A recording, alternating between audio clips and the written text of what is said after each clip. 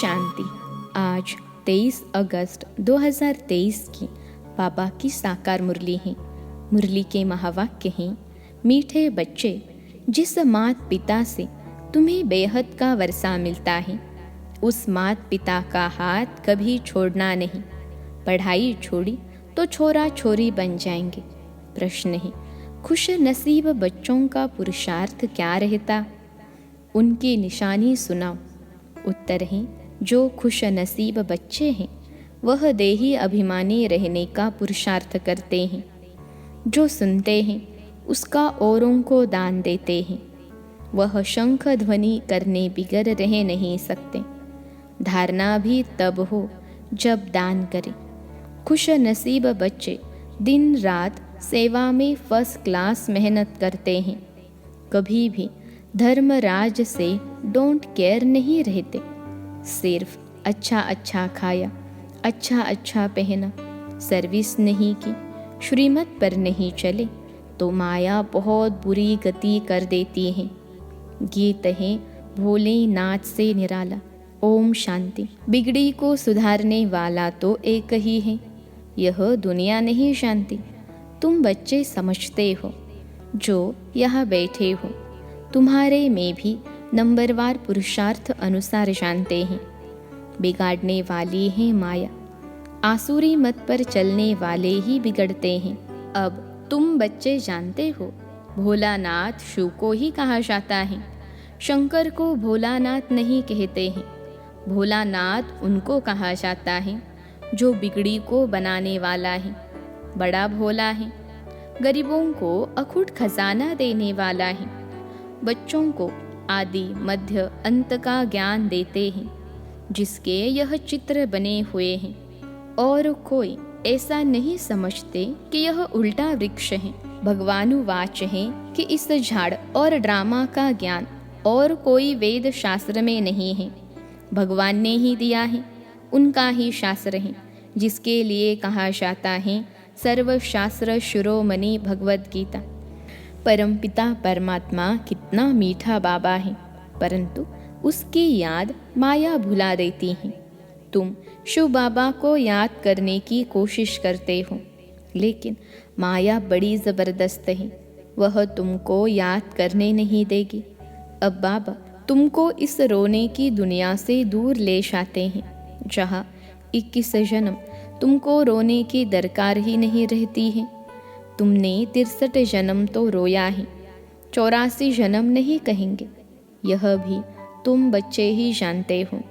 भोलानाथ बैठ समझाते हैं, जब से रावण बिगाड़ना शुरू करते हैं तब से तुम रोने लगते हो। मनुष्यों को समझाने के लिए ही यह बड़ा झाड़ और गोला बनवाया जाता है, क्योंकि बड़े चित्रों पर अच्छी रीति समझाया जा सकता है। भल कोई बच्चे अपने कर्मों अनुसार इतना नहीं भी धारण कर सकते हैं। सभी तो राजा रानी नहीं बनेंगे। अच्छे कर्म किए हैं तो उसका फल आगे ज़रूर मिलता है। कर्मों की गति है ना। बाप कहते हैं, मैं कर्म अकर्म विकर्म की गति को जानता हूँ और समझाता हूँ। टीचर तो सभी को एक जैसा ही पढ़ाते हैं।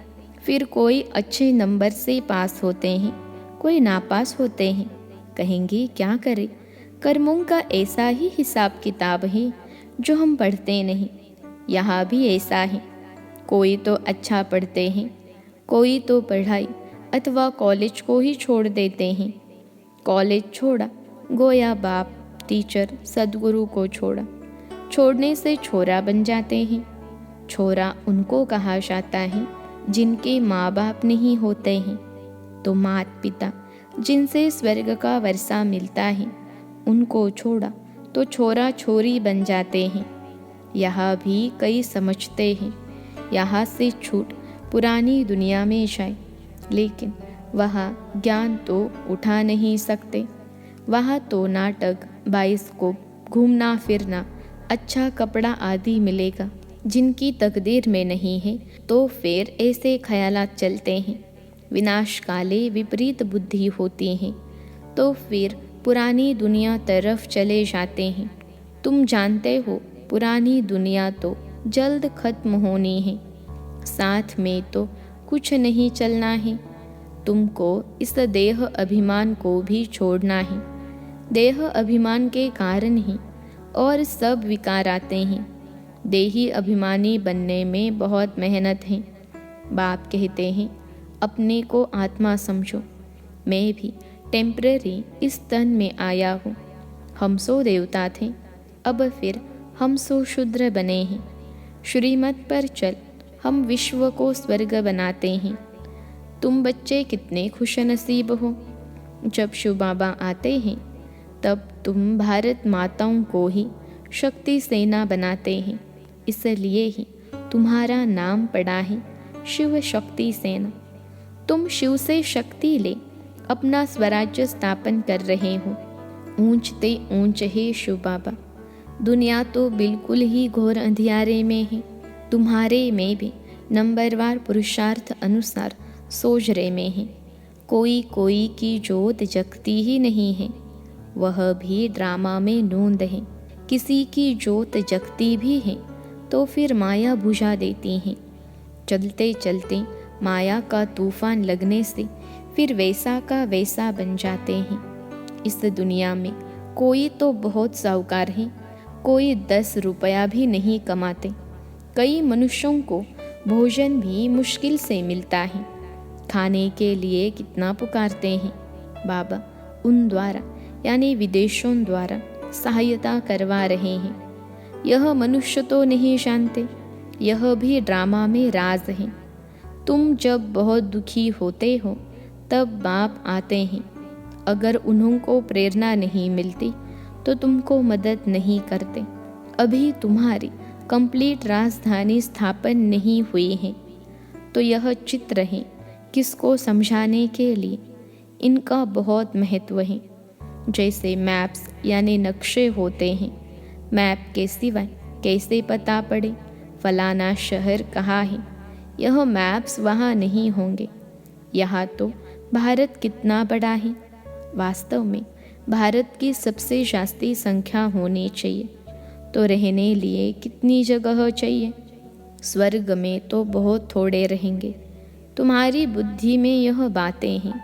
विनाश होगा तो हम बाकी बहुत थोड़े रहेंगे।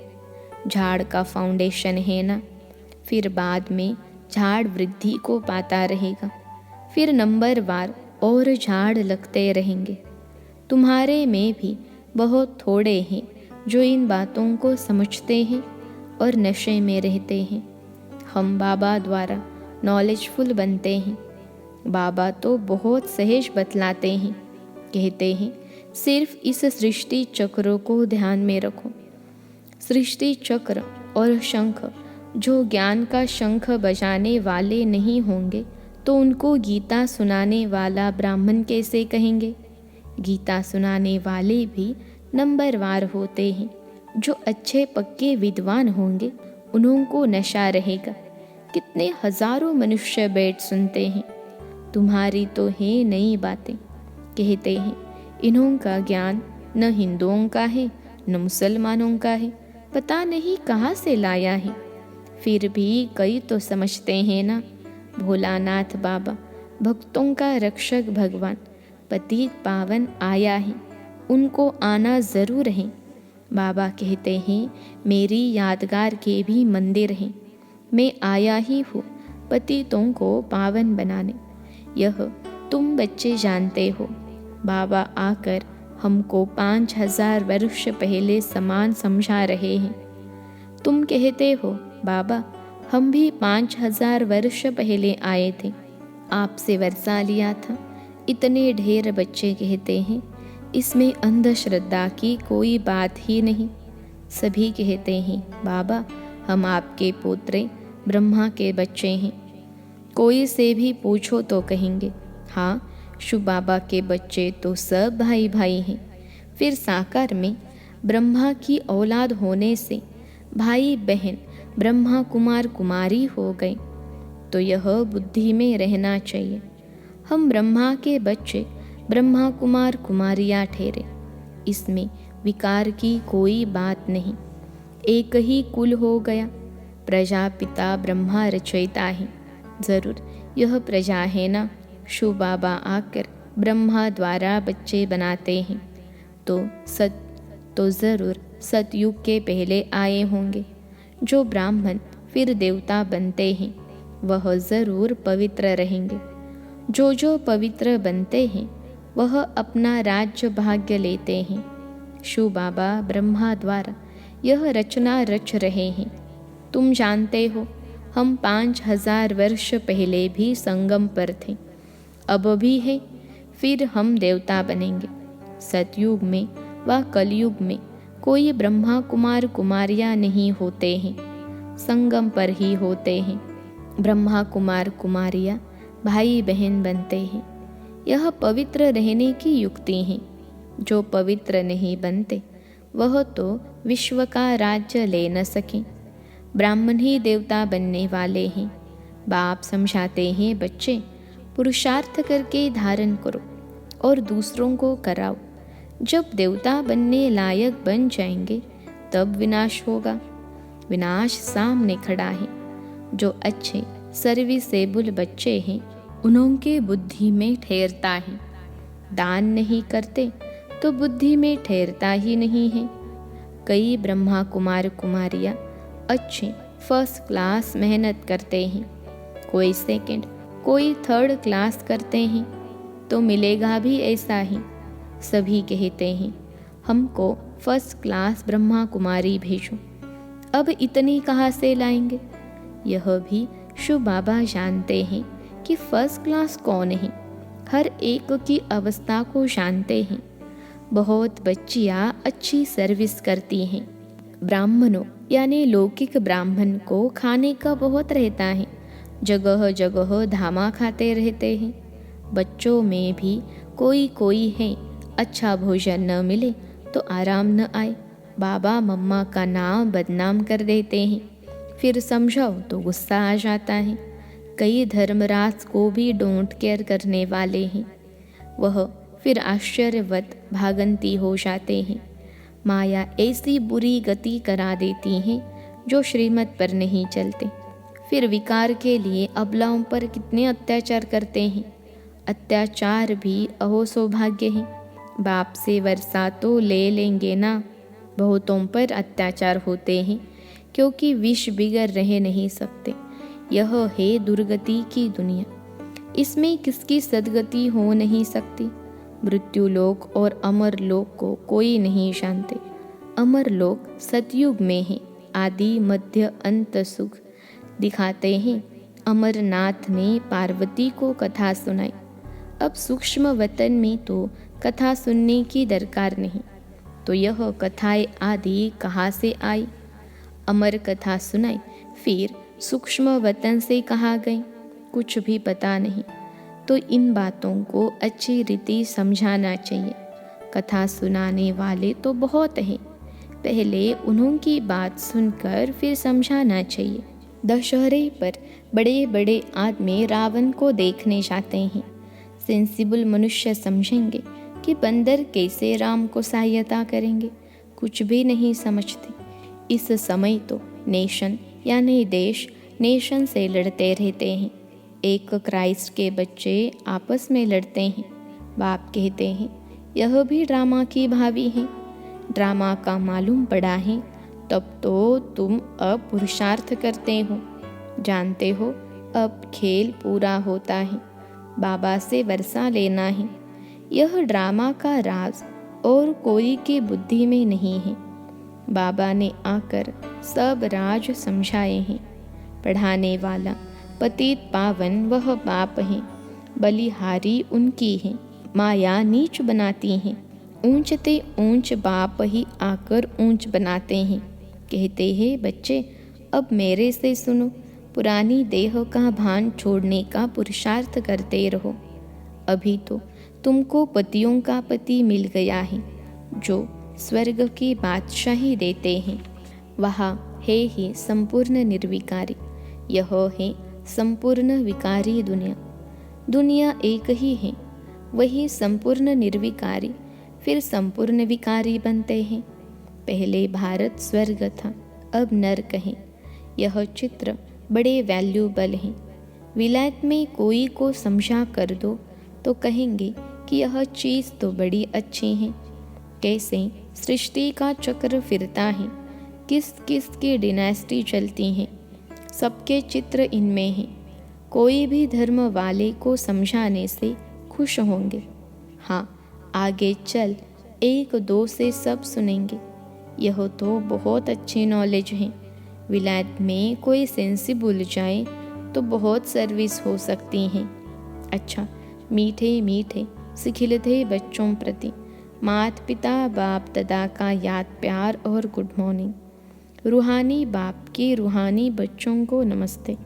हम रूहानी बच्चों की सिखिलते रूहानी माता पिता बाप दादा को याद प्यार गुड मॉर्निंग और नमस्ते बाबा नमस्ते।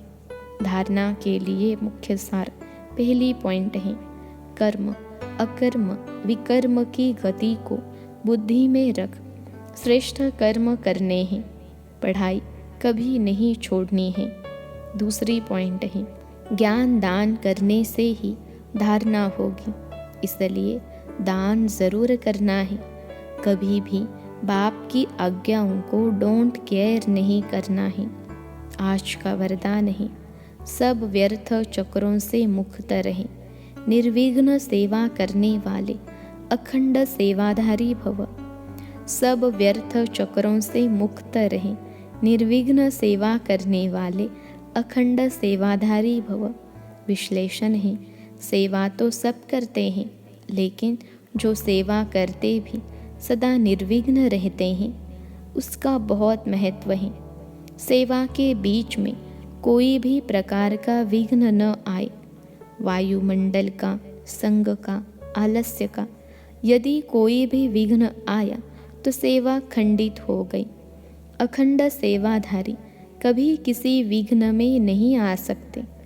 जरा संकल्प मात्र भी विघ्न न हो, सब व्यर्थ चक्रों से मुक्त रहो, तब सफल और अखंड सेवाधारी कहेंगे। आज का स्लोगन है, जो दिल और दिमाग से ऑनेस्ट हैं वही बाप व परिवार के प्यार के पात्र हैं। जो दिल और दिमाग से ऑनेस्ट हैं वही बाप व परिवार के प्यार के पात्र हैं। अच्छा, ओम शांति।